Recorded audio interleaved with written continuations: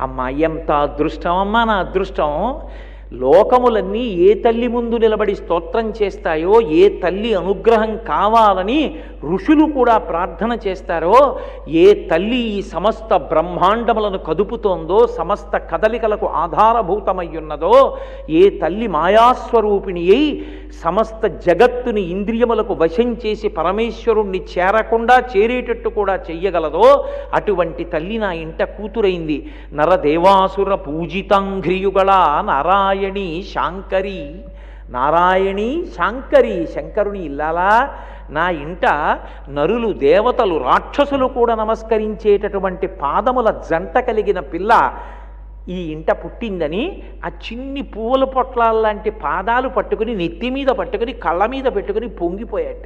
ఆమె ఎందుకు కామాక్షి కామదాయిని అవుతుంది అంటే, ఆమె యందు సరస్వతీ శక్తి, లక్ష్మీ శక్తి